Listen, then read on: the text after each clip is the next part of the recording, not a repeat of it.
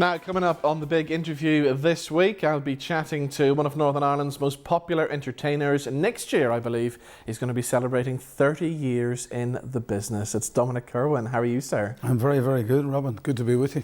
So 30 years in the business next year. Has the time flown by? Well, 30 years, as they say, as a professional, whatever that means, you know. So time has flown by, yeah. Yeah, it's hard to believe to look back at it. And, you know, particularly the early days, you know, whenever I first started, when I got the record contract with Ritz Records, and, you know, and then the working with all the artists that I have worked with down through the years, you look back at it's like a flash. Yeah. It is. When I did the introduction at the start there, I didn't know how to introduce you, because some people introduce you as a country artist, but your music kind of spans all genres, doesn't it?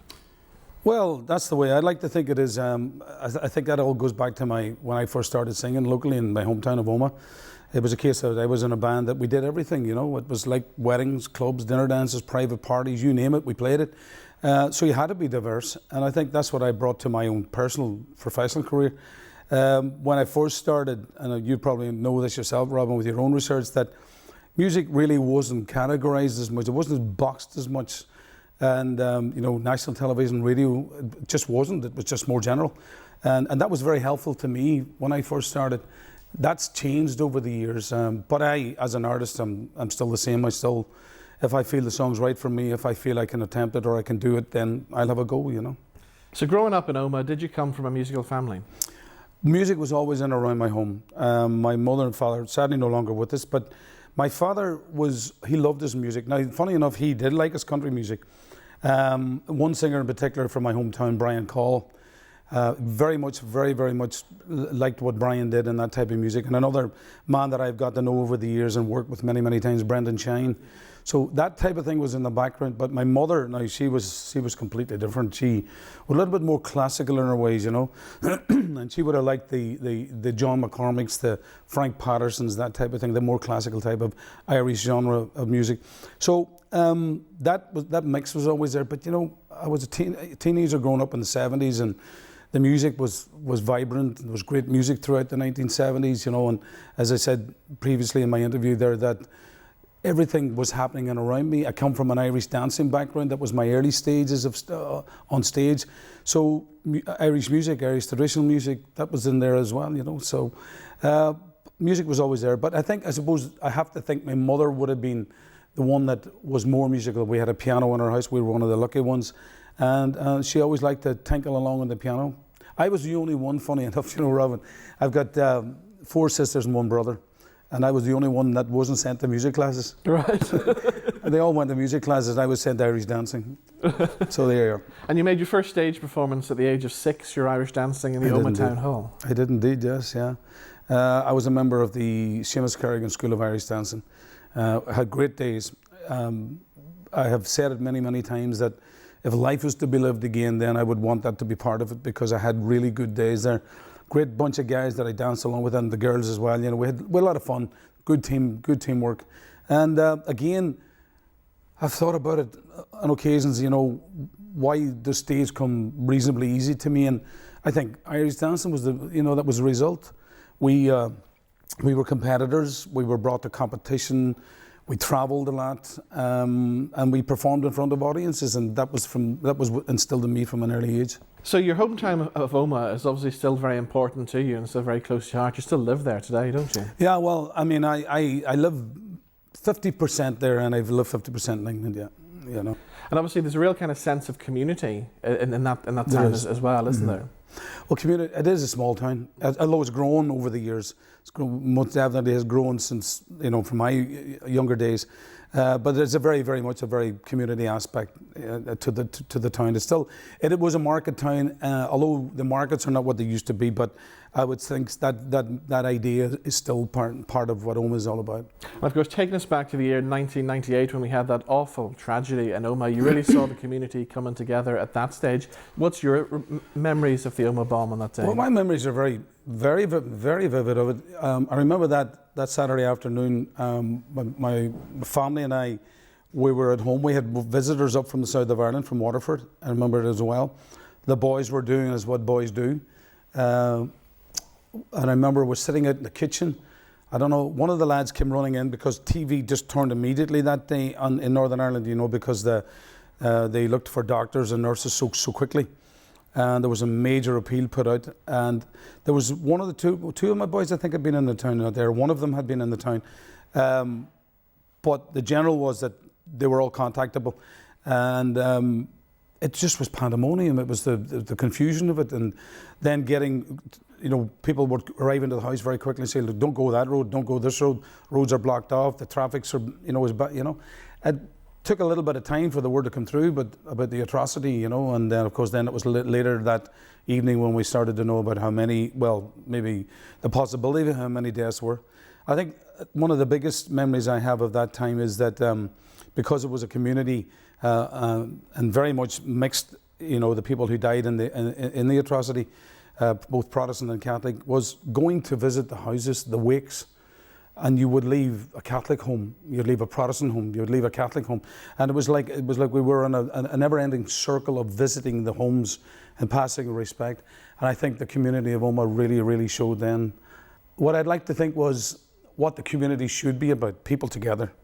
And it's funny, you're talking to me now on the 20th anniversary of the Good Friday Agreement, and there have been many, many changes, and some wonderful changes, and we have a great, the north of Ireland is a great place to live in, and even Belfast in itself, look at the city that it is, and it's just very sad that we can't get our politicians to sit at the table and to organise things and get it, because it's about the people. It's not about the politicians. It's about the people and what the people want.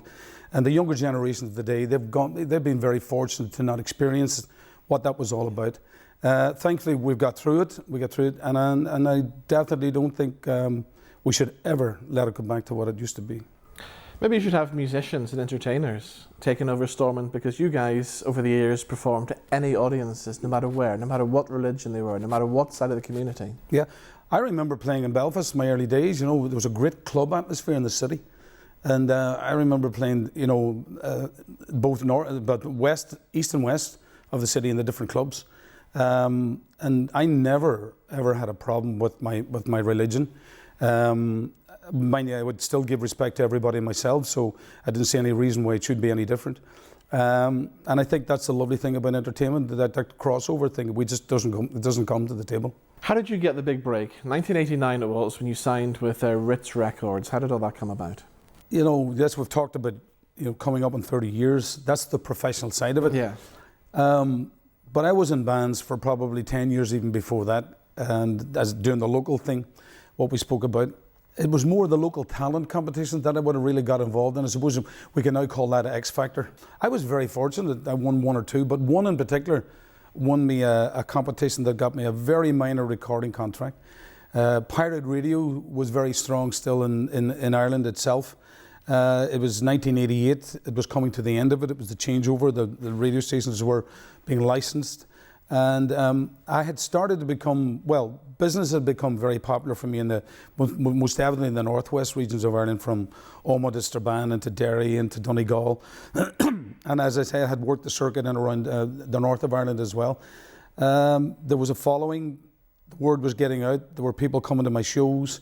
And my manager of then, who he approached me, a man by the name of Charlie McBrien, who sadly is no longer with us either. But Charlie knew Mick Clerkin very well in Ritz Records. Daniel O'Donnell had joined them in, I think it was 1986, he signed to them. He was on a flow without a doubt at that time.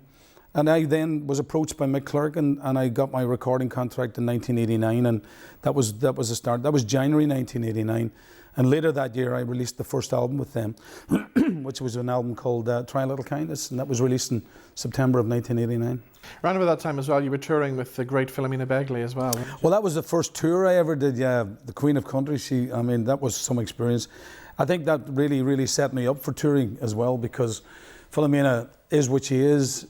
You meet Philomena, that's the woman she's always been. She never changed. No, yeah. She never changed. She's a County Tyrone woman herself.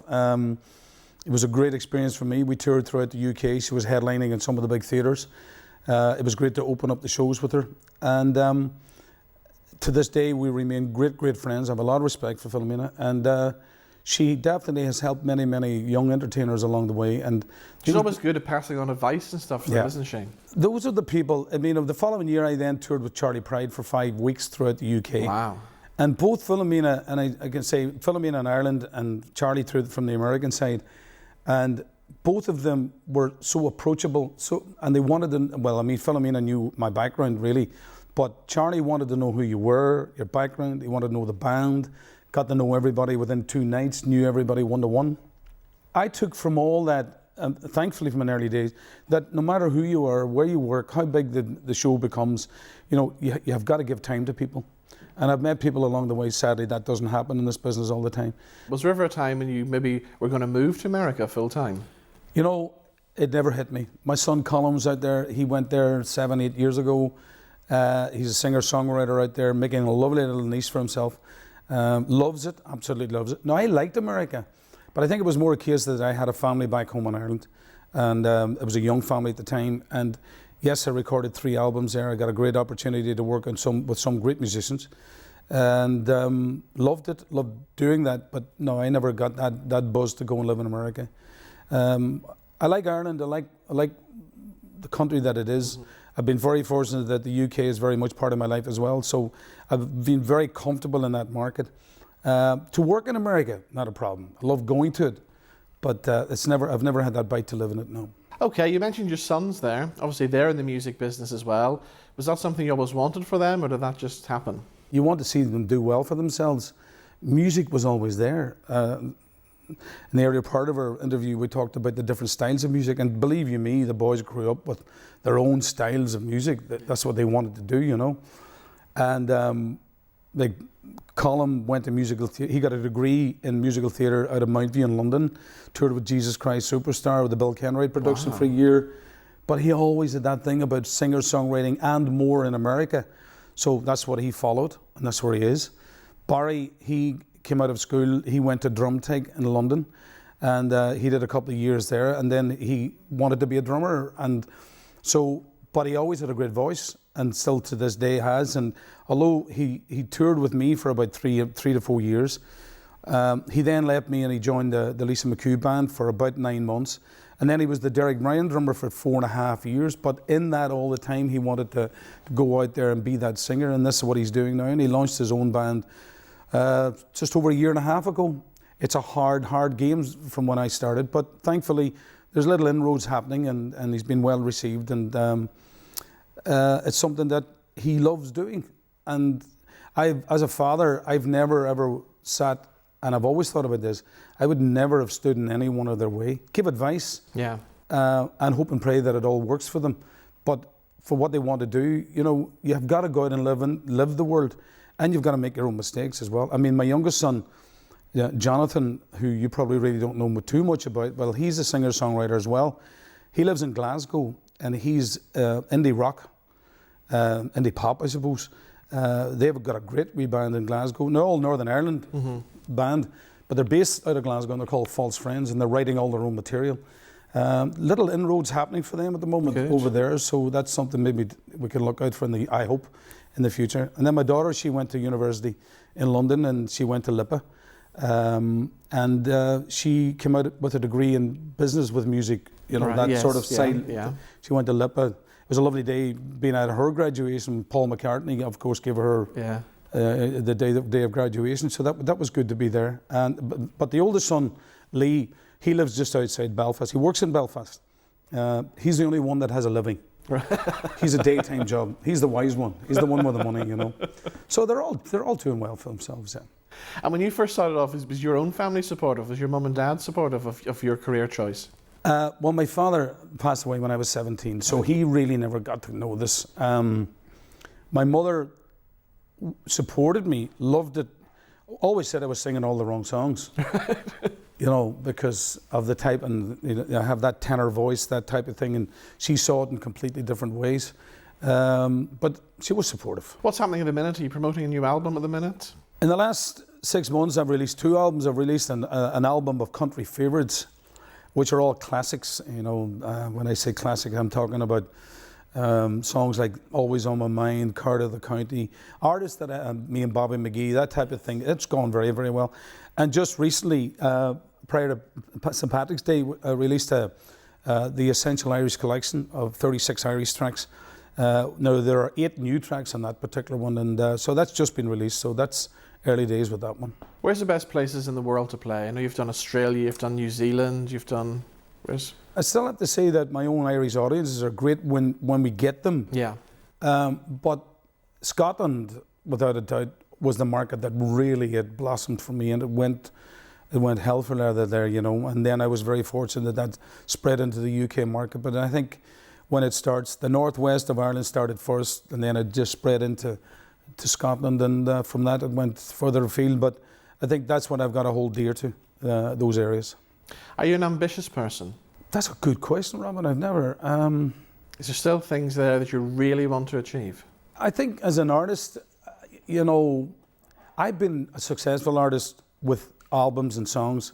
Have I had a hit record? Not really. You know, I've come off the back of good songs, and thankfully entertainment, people have obviously enjoyed my shows. That would be, I think that would be nice to have something that's really recognizable as a song. And from that to be able to help younger artists along the way as well. I think to bring your experience to the stage and to look back and to just and hopefully be able to help other people along the way. I think the business, and I feel at times it's a bit tight at times. I think it needs to be a little bit more open, and for the younger generation to get opportunities and chances. The platform is not what it used to be. You know, they all want to be there, and they see it on, be it X Factors, Britain's Got Talent, jump, I want to be a star. It doesn't work like that. No. And when I first started, the venues were there. We got opportunities to go to more places, to graft, to do our trade. Yeah, yeah. And so that if you got that break, you were able to deal with it, or to move on to the next platform. That's not there as much as it used to be, and because of that, it's closed in a little bit more. So an artist or a band becomes very popular, and then the management and the teams, they get behind them, and they kind of suck the energy out of the business. And yeah. I'd like that to open up a little bit more. I'd like to be part of something like that. Are you always listening out to the radio, listening for new artists up and coming? I like to listen into what's happening. I think radio has become very samey. I think the powers that be are telling us what to listen to and what to watch. And I really don't think that the general public watch and think like they tell us. So it is nice to hear something new, something fresh, something you feel has got something to progress to the next stage. So yes, I am always listening. I'm always listening for something new. Has anybody caught your ear recently? You think, yeah, they're going to be big? I was watching The Voice recently, and the young girl that won it through Tom Jones. And you know, I got everything that Tom Jones said about her. I got everything about it. And I think that freshness, that uniqueness was there. Because, yes, it is only a platform. And what will happen to that young girl next, God only knows. But she does have something to bring to the table. And every now and again, that comes along. Yeah. And there's probably loads of it playing in and around little clubs and little places around the cities that we don't know about. And you're always looking and searching for that particular one, you know. So you never know. You could find the next one. We don't know that. What about the way music is now distributed? You don't have physical CDs anymore. Everything's digital. People are using Spotify. What's your thoughts on that? I think we're still a little bit lucky in our country, middle of the road, easy listening market. We still have an audience there that still buy the hard copy. Not what it used to be. What do I think of the digital world? I think it's ruined the industry. And I think if you talk to most of the bigger entertainers, the people who have been fortunate to be very successful, who sell and have sold loads of records, it's definitely a younger technology. Now, we have grown into it, and I've been there from the day of the computer starting, and so I get it, I understand it. I'll even buy an old album when I do it. But I do think it's damaged the industry in itself. And they really, and I suppose they are, the record industries are always looking at ways to get those record sales back up, you know, because there is a big market out there, there's a big audience out there, you know, but it has taken the heart, the soul out of it. You know, that day that you could walk into a record shop and look at an album and read the sleeve and who played on it. I mean, there are people, I was never totally that person. I always like to see who was playing, but there are people who could quote you, I mean, studios, who played on albums, who was the drummer, who the bass guitarist, everybody, because they had that love for it. Because of the digital technology, yeah, record companies will tell you can still get that. You can't get it the same way. You can't. Then the likes of the the streamlining of the Spotify's and all. It's not really. The artists like us, we are there, and there are people listening, and it is another way of being listened to. But we're not getting enough listens, we're not getting enough buys through those to turn that round and say that you could make a living out of it. That's for the big markets, the real big markets. So it's positive, I suppose, in some ways. It's what the youth have got used to, but it has really wrecked the industry, and something needs to happen to help it get back on its feet again. Do you remember the first record you ever bought? I do. And funny enough, it wasn't country. Right. And it wasn't pop. It was Planksty and a band and an album called Cold Blow on a Rainy Night. Wow. Because I was in that, as I say, the Irish dancing was part of my life. I was in that genre of, or friends, groups of people who loved their traditional music. I loved traditional music, but it didn't go my way. I would have sang the Irish ballads and that type of thing, but it didn't go that way for me as a career, but I always liked the music. But I remember Planksty very much. So that early days and that hard copy album with that Cold Blow on a Rainy Night, that's the album that I bought. What about audiences? The Irish audiences have always supported country music, and before that the show bands and stuff like that. Are the audiences still the same today, or are they changing? I think audiences are the same as such. I think their outlets are completely different. When you talk about show band, I mean, obviously I wasn't there. I came into the next part of it and a little bit further up the line, but I do know enough about it. And the show bands that was an outlet. I mean, you didn't have the pubs, you didn't have the clubs, you just had to go to the dance hall. If you wanted to meet someone, that's where you went. That's where you did your socialising.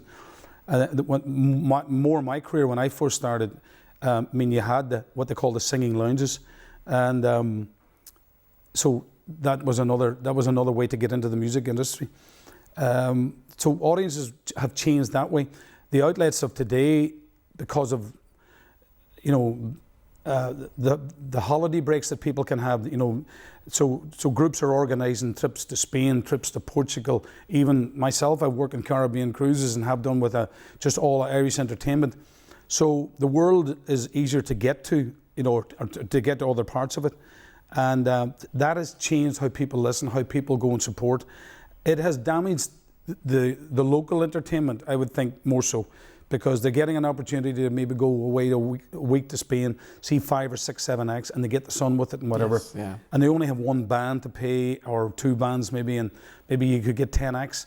So things have changed in many ways. The audiences, as I say, are still there, but in a completely different way. You must look, if you look at the geography of the country, Belfast is a city, Derry is a city, Dublin is a city, Cork's a city, Galway's. The rest of Ireland is rural.